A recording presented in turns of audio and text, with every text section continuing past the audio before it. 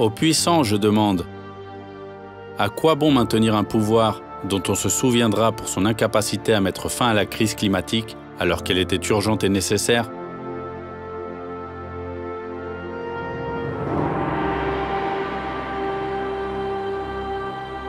Aujourd'hui, une seule génération peut faire l'expérience de l'accélération du réchauffement climatique. Nous ne parlons pas en termes de siècles ou de millénaires, mais seulement de quelques années. La cause n'est pas à chercher bien loin. C'est nous. Comment allons-nous prendre soin de notre maison commune en suivant la logique du profit maximal au moindre coût? Cette logique donne le pouvoir à quelques-uns et contribue à ce que ce soit surtout les plus défavorisés qui souffrent particulièrement des conséquences du changement climatique.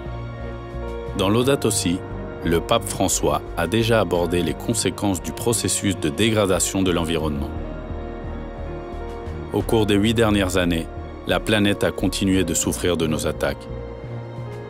Derrière cette absence de réponse efficace se cache un paradigme technocratique qui repose sur l'idée que les êtres humains peuvent étendre leur pouvoir sans aucune limite grâce à la technologie. Si nous ne sortons pas de ce paradigme technocratique, nous nous isolerons du monde qui nous entoure et dans lequel Dieu nous a tous unis.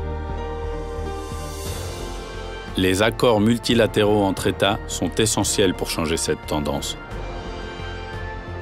Les organisations mondiales doivent être dotées d'une autorité réelle pour veiller à ce que les objectifs qu'elles fixent soient atteints.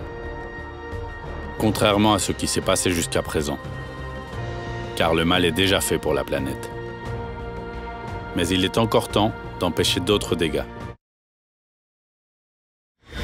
La COP 28 des Nations Unies, qui se tiendra à Dubaï, doit être un tournant. Cette conférence doit déboucher sur des accords contraignants pour la transition énergétique, efficace, obligatoire et facile à contrôler. Réagissons. Acceptons l'invitation du pape François à marcher ensemble sur un chemin de réconciliation avec le monde dans lequel nous vivons et à l'embellir avec la contribution de chacun d'entre nous. Ce message, que le pape a intitulé « Louer Dieu », nous rappelle que l'être humain qui prétend se substituer à Dieu devient le pire danger pour lui-même.